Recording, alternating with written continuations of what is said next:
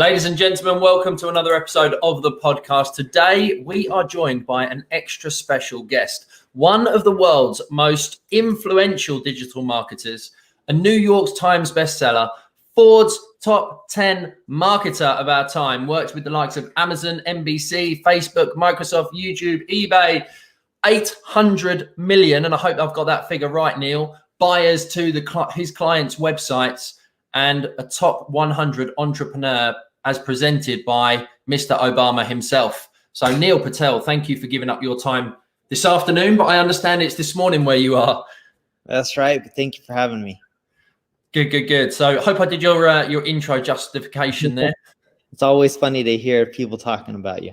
For the audience who haven't met you yet, which is crazy if they haven't seen you online or in marketing in some way, shape or form, do you want to do a little bit of an introduction for yourself? Sure. I blog at neilpatel.com where I blog about marketing, sometimes entrepreneurship.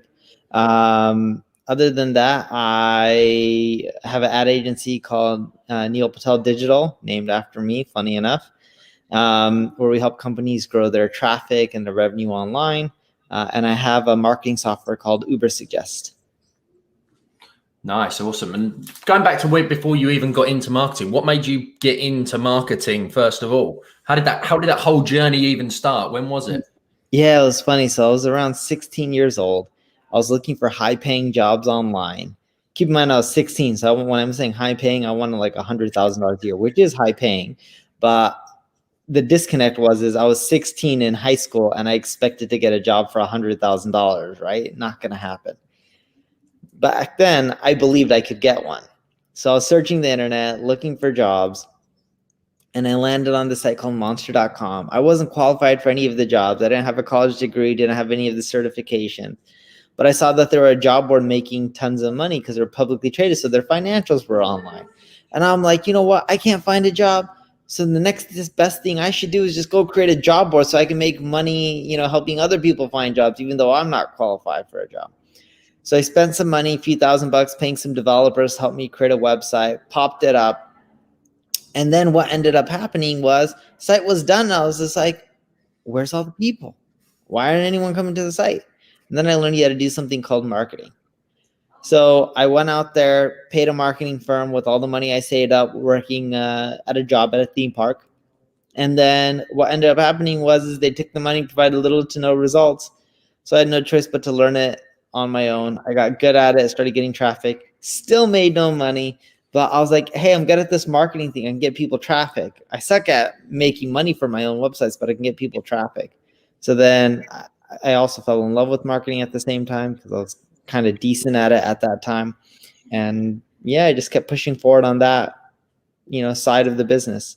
Really winded down the job board over time and then just really only focused on marketing and helping others.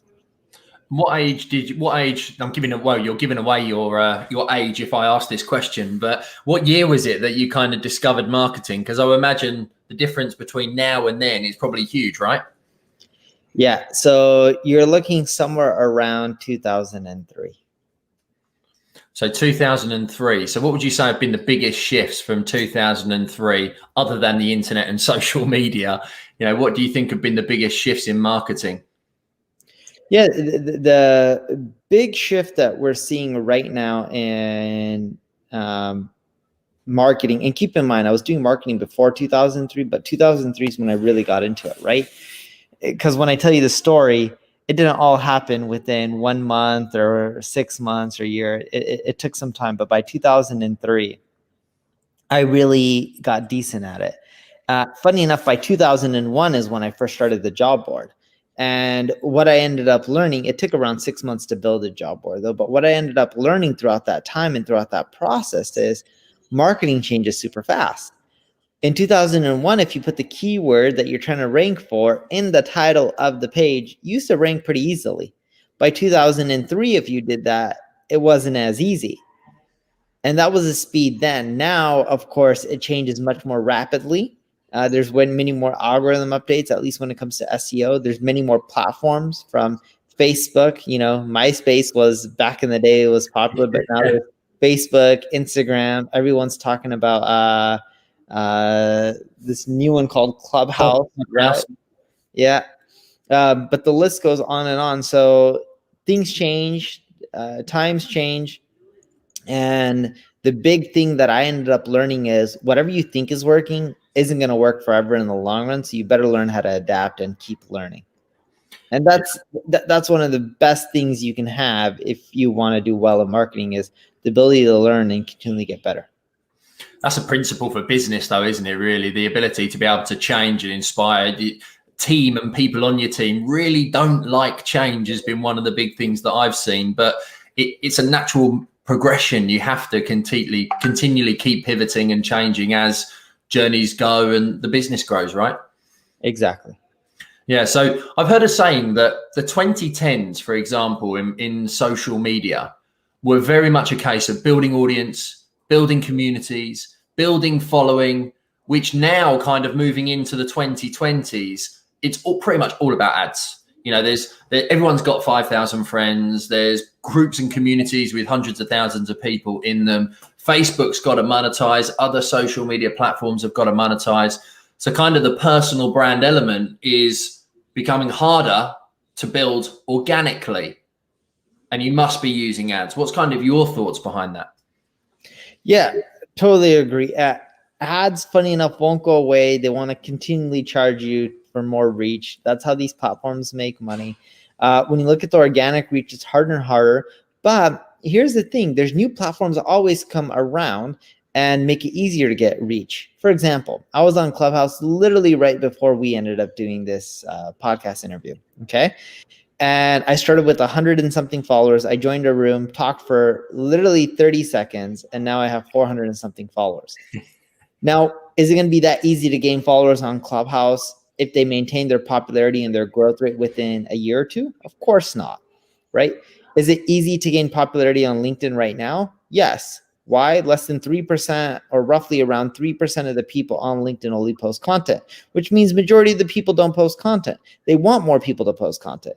Now, if LinkedIn had 30% of their people posting content, do you think you would gain as much followers and reach when you post your content? Of course not. And why? Because there's competition. They're already getting what they're looking for. So these platforms will encourage you really early on and give you what you want. But the moment they start doing well enough where they don't need it as much, then they turn the little knobs and throttle it, so then that way they start making more money.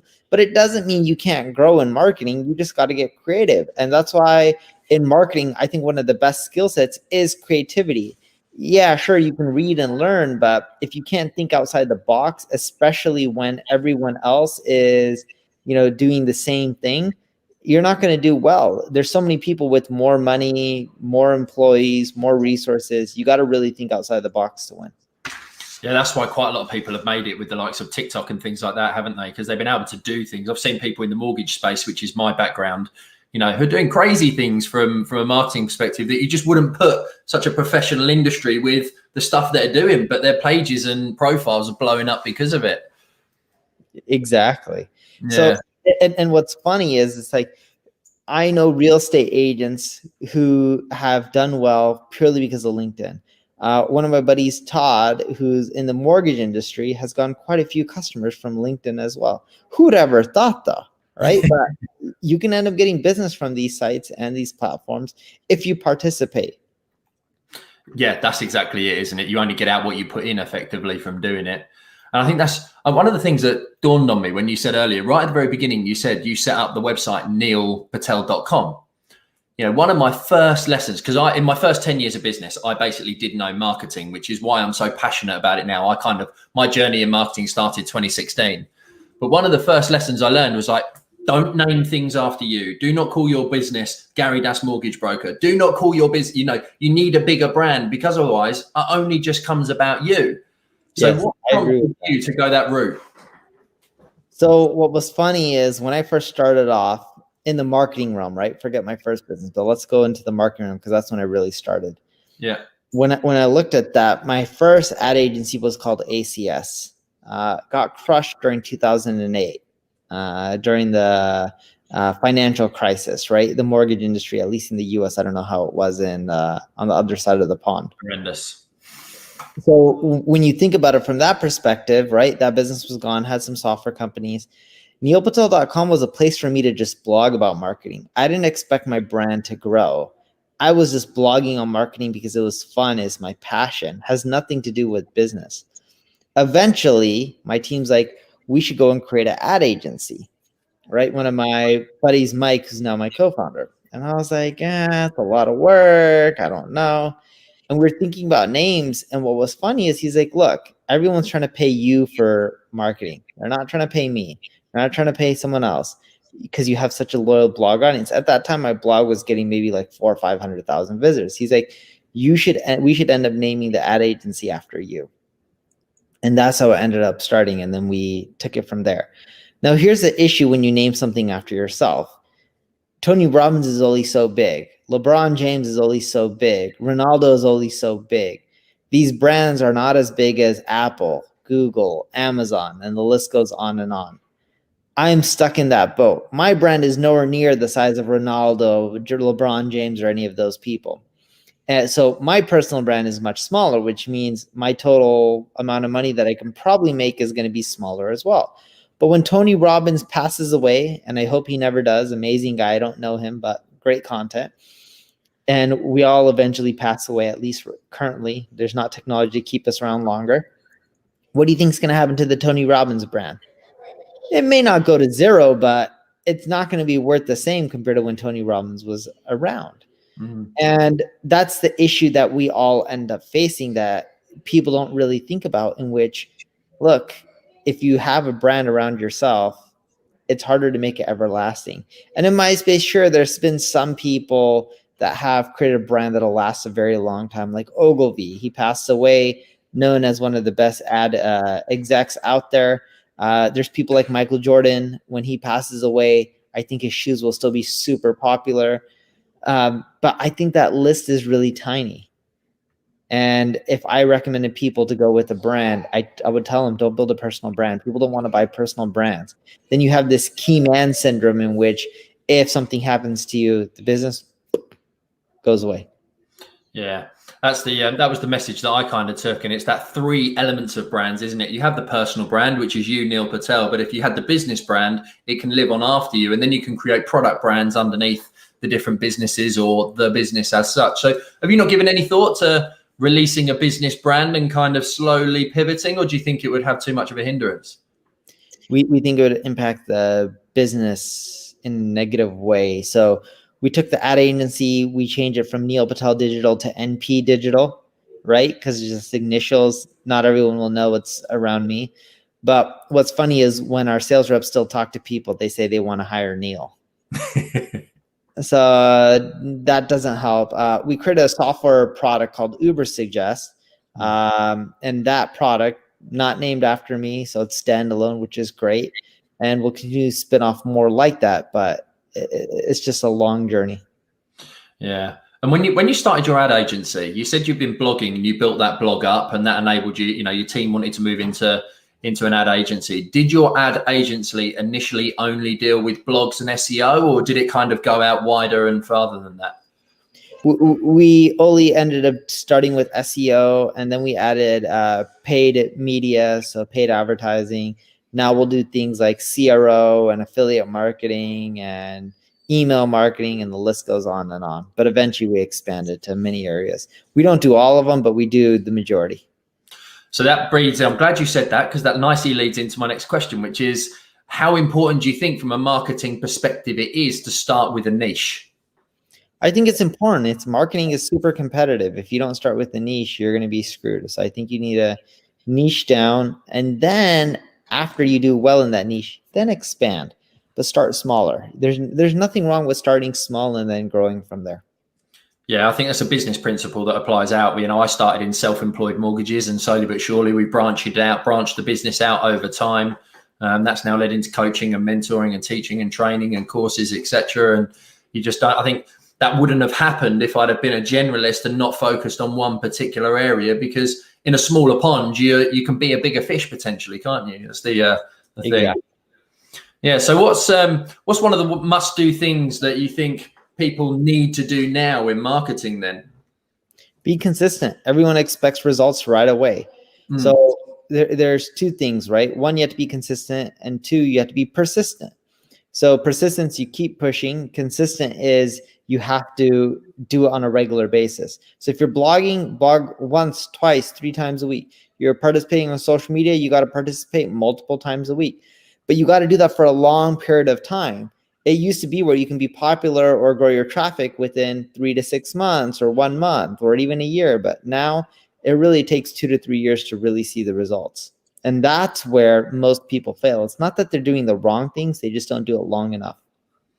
Yeah, I think the blogging side, I don't know what it's like here in the UK, in the US or wherever, but in the UK, certainly the thing that I've heard is it's almost impossible to rank for SEO. They say that in the UK, they say that in the US, they say that in Australia. It's still very possible to rank, just not in the short run. If you want results within 3 months, you're not going to do that well. If you have an old established site, sure, you can.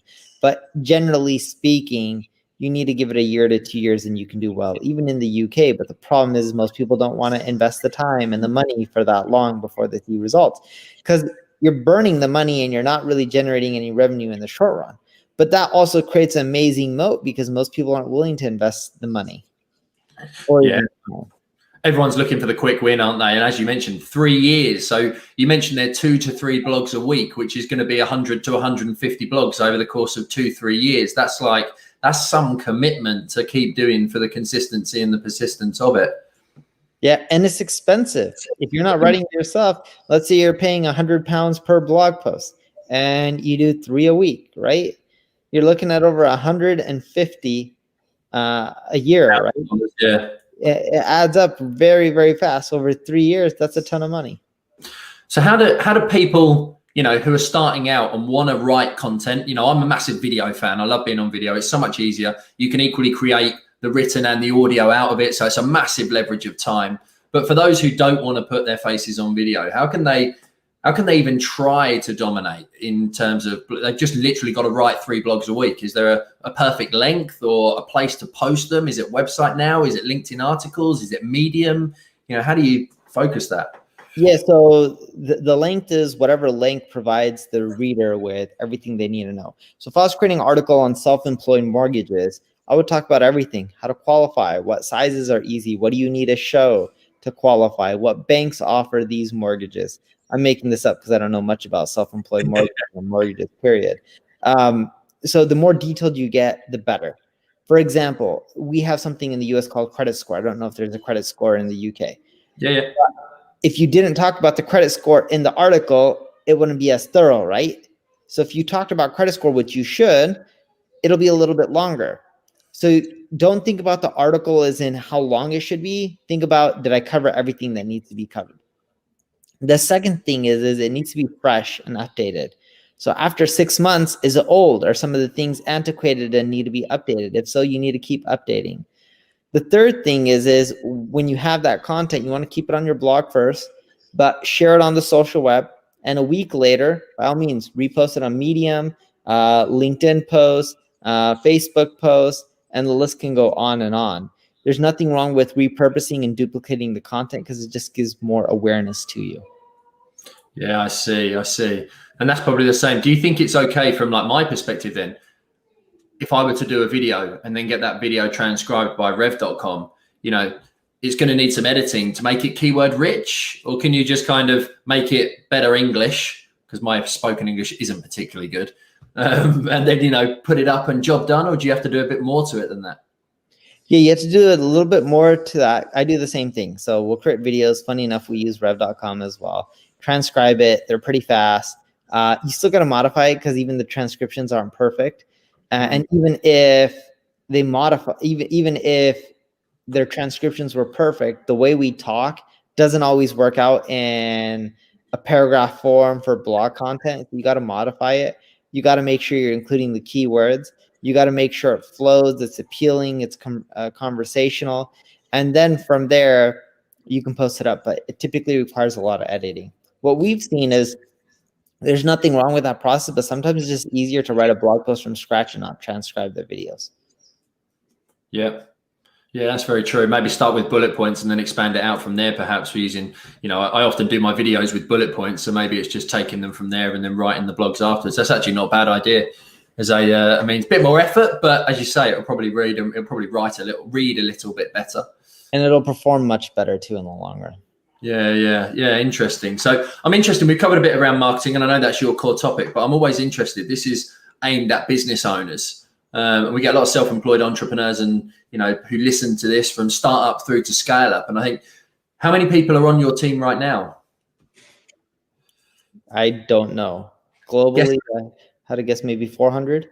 So 400. From that, I honestly don't know. Yeah. So one of the things I'm always interested in, I know I've seen your kids in your videos before, and you're a family man, and how through the journey of getting to 400 people on your team, which most people listening to this, let's be face it, they're never going to have to, deal with businesses of that size. But how have you managed to maintain a work-life balance through that journey of, going from what was just you perhaps initially, I would assume, and then the scale up phase? Amazing managers and partners. That's really it. I'm not the best operator. So my business partner, Mike, he ends up dealing with all that, and I'm not good at that stuff. He's the one who hired pretty much almost all the people as well. Right. So was it always, when you started out, was it in your vision to get to the scale and size that you are now, or was that more kind of Mike's vision, or it's just happened organically over the time that you've been doing it? Happened organically. Neither him or I were like, yeah, we don't care if we have 400, 500, or 1,000, or even 50. We care for the people, but we don't care about the number. We don't want to fire people. Don't get me wrong on that end. But when we started, we never had this vision that we want to have 1,000 employees or 500 or 400. We want to create amazing environment for all our team members where they enjoy working. We want to create amazing results for our customers where they're happy and we can help them succeed. But generally speaking, it just organically happened. I think it's too hard to plan out how many people you want. And typically, if you can get more done with less people, the better off you are. Yeah, and it definitely stems, you've got that passion for marketing, which is clearly evident, and it's what's driven the business forward for such a long period of time, isn't it? Is without that passion front leading it and, someone operating it effectively, as you say, in your operations manager, then it just never would have got to where it was. Exactly. Yeah. Do you think has it been stressful for you over that journey of going through it, or do you think that's mostly been carried by your business partner? It's mainly through my business partner. I didn't have to deal with literally anything. Nice. So what's a typical day then like for you in terms of, coming up? Are you the ideas man and doing all that side of it? I focus on the marketing, traction, and going from there. I spend a lot of time with family. COVID, we're all in lockdown anyways. Yeah. But yeah, no, and then things are growing decently. During times like this, what most people don't realize is the bigger you are, the harder it is to stay afloat, right? You got more expenses, more people, business may not grow as fast during times like this, which is fine. I look at things and there's way more people struggling harder and more than me, which sucks. I rather struggle a little bit more and make sure people have food on their plates at night, stuff like that. But keep in mind, size isn't always a good thing. And the reason I want to emphasize that, and especially in the mortgage industry, you see a lot of people are like, I want a massive team. I want people dialing, getting me tons of leads and closing tons of deals. But you have to remember, when you grow really large, it also makes it easier for you to potentially fail as well. Yeah. Do you think during these times, you mentioned COVID there as well, and we're in lockdown in the UK, it got announced a couple of days ago at the weekend. And do you think now's a really good time to be doubling down on marketing and actually driving the business of the future? I think so. What's interesting is that some industries are booming. So in the US, real estate is booming like crazy right now. We have a shortage of supply. I don't know if that's happened in the UK. Our interest rates are really low, and there's a shortage of inventory on the market. So most people thought if you asked them a year or two ago, they would have said that correction's coming. And now we're actually seeing the opposite, where more sales are happening, higher prices, and they're happening quicker. Yeah. I think we're seeing a similar. It's one of those that there's been so much speculation in terms of what's actually going to happen with the industry and what's going to happen with the market. Can people still go and view properties, and how can solicitors manage to get people to sign paperwork, and the legal side of it? Yeah, it's all fun and joys. But a lot of the people who listen to this as well are kind of in the online world and actually generating course commissions or coaching side of things as well. You know, what are the big things that you think work from a marketing perspective if you're a coach or a consultant or a speaker, someone like that? The biggest thing that most people make mistakes in that space is they don't have the upsells. See, let's say you're doing ads or SEO or whatever it may be. Sorry about that. So let's say you're doing ads or whatever it may be, right? SEO. When people are selling courses, coaching, or whatnot, the difference between a 6-figure business and a 7-figure business is the person who's doing 6 figures wants to spend $1 and make 10 right away, right? So they don't spend as much, the returns are higher, they're just not at scale. The person making 7 figures realizes that, hey, if I want to sell more and make more money, I gotta spend a little bit more and not make as much. So I may spend $1 and make $3, or a pound and make 3 pounds. The 8-figure guy will say, hey, you know what? I'm willing to spend a pound as well as I make a pound right away, but then I'll have the upsells, and in the long run, I'll make quite a bit more money. The guy who's at 9 figures will say, hey, I'll spend 3 pounds to only make 1 pound, but because I have so many upsells in my funnel and so many products, eventually I'll make way more than 3 pounds. I'll make 6, 7, 8, and the business is highly profitable, but I'm going to have to burn money for a while. And to really get there, what you need is multiple products, upsells, and downsells. If you do that, you'll do much better in the space. And you need to have products at all different price points, from low to high to medium. And when you do that, you can appeal to all segments of the market and you can do better. Yeah, that's fantastic advice. I've definitely seen that in some of the people as well. You know, some of the large, particularly American coaches and things like that, you can see their whole product suite, and there's just a massive stuff. They get you in on a £1 a day kind of thing, and they end up getting 20,000 people signing up in a week or whatever. It's crazy. Yeah, so you need a lot, and then you got to keep them up to date as well, because if they're not up to date, people stop buying. Yeah, and that's the problem in marketing, isn't it? It's so hard to release marketing courses because within the space of a month, an algorithm change and it's all gone completely. That's right. Yeah, I've seen some of actually I've seen your I got targeted with one of your ads for your Facebook course that you've got. That's probably not my ad because we don't run ads for our stuff, but that's probably an ad. What was that? Maybe it wasn't an ad. Maybe it was just the fact that I follow your page and it's, that could have been it. But yeah, we have a Facebook course, and what's funny enough is sometimes people do take my name and image, and then they run ads to their own company with it for courses. Legal notices. Yeah, we send them legal notices, and then eventually it gets taken down. Yeah, and that it's a Facebook video series, right? Is it 5 videos? I think it is, maybe. In terms of yeah, it'll be a 6-part series. That's it. And then we'll end up going from there. But I'll show you something funny. So if you look at this, one of my team members, like Grant, saying, are you paid to endorse Social Pilot? Or are they using your image without knowing? And then I tell them, nope, send an email, take it down. But like, you know, not that I know, but like it's so funny, just the amount of people that just use other people's names and stuff like that. And just rip them off. Yeah, it's crazy, isn't it?